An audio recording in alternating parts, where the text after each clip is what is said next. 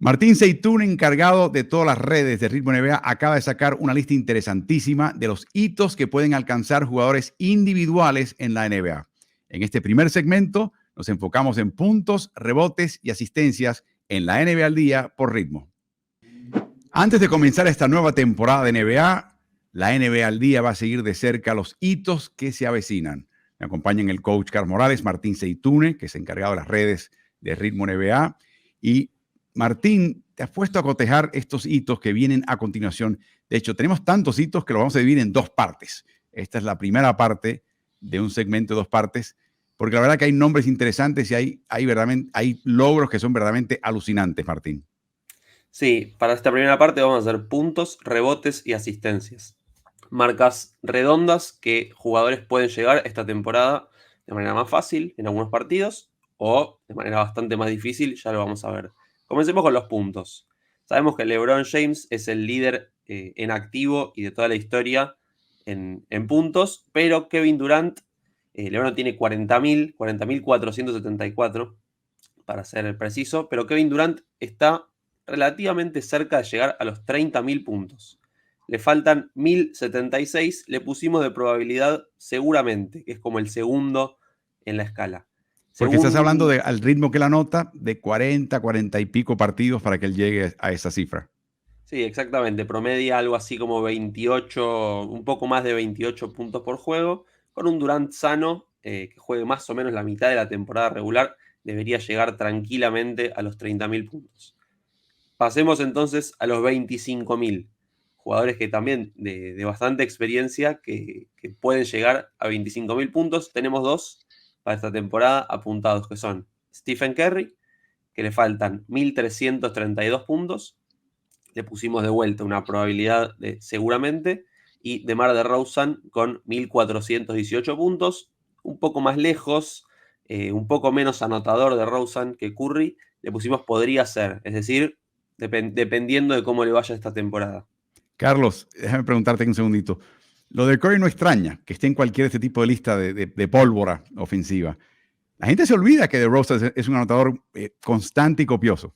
Sí, definitivamente DeMar DeRozan desde que llegó a la liga siempre ha sido un anotador de más de 20 puntos por juego, lo hace de una forma un poquito distinta, ¿no? Yendo a la media distancia, yendo a su ritmo, no deja que nadie lo acelere, pero bien constante, o sea, ha sido un jugador sumamente consistente con sus anotaciones en todos los equipos que ha estado.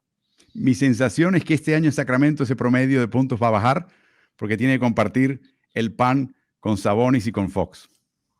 No, y sobre todo hay que tener en cuenta también que Sacramento juega a un ritmo que no le favorece a DeMar DeRozan. Me imagino que tendrán que hacer ajustes ellos y él, o sea, encontrarse en un punto medio, pues como te dije, a DeRozan le gusta el juego pausado y a Sacramento le gusta estar corriendo la cancha.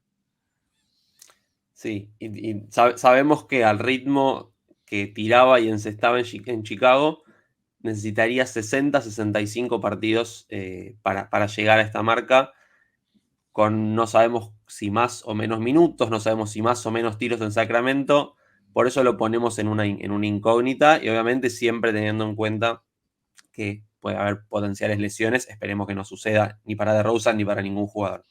Pasemos entonces un escalón más abajo en los puntos, 20.000 puntos, jugadores que también de bastante trayectoria en la liga pueden llegar a esa marca. Tenemos tres, el primero es Giannis Antetokounmpo, en Milwaukee Bucks, le faltan 1.498. Le pusimos también una probabilidad de tercer orden, podría ser. Paul George, 1.968 puntos. Es un poco más difícil o bastante más difícil. Una categoría de cuarto orden de dificultad. Y Anthony Davis, 2.283 puntos. Una marca que no llegó nunca, a la que no llegó nunca en su carrera. Le pusimos casi imposible. Es posible, en realidad, hacer una temporada de 2.283 puntos para llegar a 20.000, pero en el caso de Anthony Davis, sin tener ni siquiera en cuenta las lesiones ni nada en particular de él, sino simplemente su poderío anotador, lo vemos muchísimo más difícil.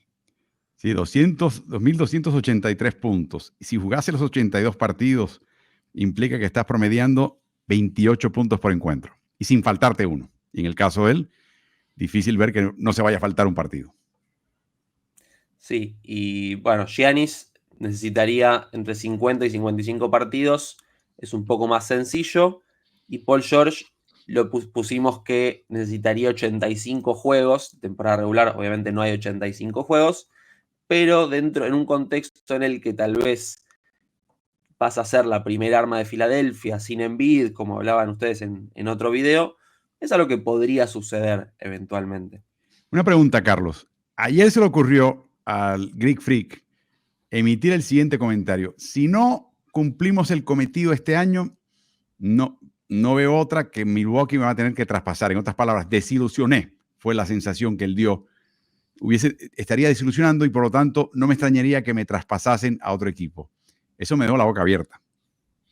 Sí, a cualquiera le deja la boca abierta porque, o sea, él está pensando, poniéndose en la mente de la gerencia y lo que la gerencia la decisión estaría tomando la gerencia si no se llega a la meta que uno se ha impuesto.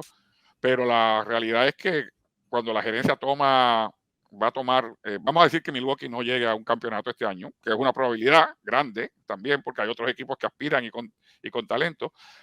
La gerencia no tiene que tomar en cuenta solamente, no llegamos por Giannis, no se llega por otros motivos. Así que quizás él mismo se está poniendo la espalda contra la pared, ¿no? Tratando de automotivarse. Me recuerda aquella vez que Pat Riley, después, acabando de ganar un campeonato y en una celebración dijo, no, porque vamos para el three-peat, vamos para el tercer año. O sea, a veces los competidores se ponen ellos mismos unas metas tan y tan altas y se ponen ellos autopresión para tratar de ir por la meta. Quizás eso es lo que está haciendo Giannis. Bueno, un tema a seguir todo este año, Tincho. Sí. Pasemos entonces a los rebotes, otra categoría estadística. Hay 3 jugadores que seleccionamos que están cerca de llegar a 10.000 rebotes, que son Nikola Vucevic, hoy en Chicago Bulls, le faltan 565 rebotes. Calculamos que en 50 partidos más o menos podría llegar a su ritmo actual de reboteo, así que le pusimos una categoría de segundo orden de seguramente, salvo grandes lesiones.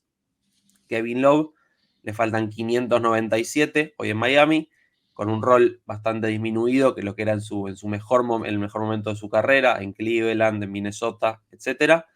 Es mucho menos reboteador que Vucevic ya de por sí, suele jugar más de 4 que de 5. Entonces, desde 2017 en Cleveland, que no registra 597 rebotes en una temporada, a su ritmo actual necesitaría casi 100 juegos. Por eso lo pusimos como casi imposible, pero bueno, no está lejos y con otro tipo de rol y con algún tipo de... Con un cambio de rol capaz lo podría lograr. Por eso lo incluimos. Finalmente Rudy Gobert, le quedan 1085 rebotes, calculamos 80-85 juegos a su ritmo. Le pusimos difícil porque nunca registró más de 1085 rebotes en una temporada, pensando en un Minnesota no desconfigurado, pero rearmado, sin Karl Anthony Towns, con un Randle capaz un poco más lejos de la pintura, podría aumentar su promedio. Lo tiene difícil, pero podría ser. Interesante para mí ver, Carlos, el nombre de Vucevic, porque dado su estilo de juego, mi imagen de él está en la punta de la cancha, en la punta de la línea de 3 puntos, repartiendo, pantallando, entregando al que corta, lanzando triple. De vez en cuando baja más cerca al aro. Pero yo recuerdo que el momento que yo me di cuenta de este aspecto del juego de Vucevic fue cuando lo vi más de cerca en un partido que jugó Orlando en Ciudad de México. Y ahí te das cuenta, no sé si te acuerdas de ese partido, que Vucevic dominó. Este señor, para que sepan, su mejor año promedió 12 rebotes, que no está nada mal, pero tampoco son 14 o 15. Entonces, pero tampoco baja de los 10. Y de hecho, en su carrera promedia 10 rebotes. Para mí, verlo de cerca es que te das cuenta y seguirlo en la cancha es que te das cuenta el gran reboteador que es Nikola Vucevic. Sí, es constante. Usamos esa palabra ya previamente cuando estábamos hablando de DeMar DeRozan y sus posibilidades anotadoras, ¿no? Y en el caso de Vucevic no te va a deslumbrar con 22 rebotes, 20 rebotes, 18 rebotes, no. Pero te va a agarrar esos 10 rebotes continuamente, constantemente. Lo hizo en Orlando y aún en un equipo devaluado como los Chicago Bulls, que uno esperaba más de ellos y a veces se queda precisamente con eso, con ese sabor a poco. Vucevic te va a agarrar 10 rebotes por partido. Pasemos entonces a las asistencias, última categoría de este video. Tenemos un jugador que está cerca de las 10.000, Russell Westbrook, le quedan 532. Si bien es un número, obviamente sabemos que ha promediado triples dobles en su carrera en Oklahoma City Thunder. Lo vemos difícil porque es un número con los promedios que ha tenido que difícilmente llegue. Necesitaría muchísimos juegos, muchísimos más de los que hay en temporada regular, con el promedio que tuvo en su última temporada en Clippers. Hay que ver su nuevo rol en Denver. Lo tiene difícil, no es imposible. Veremos.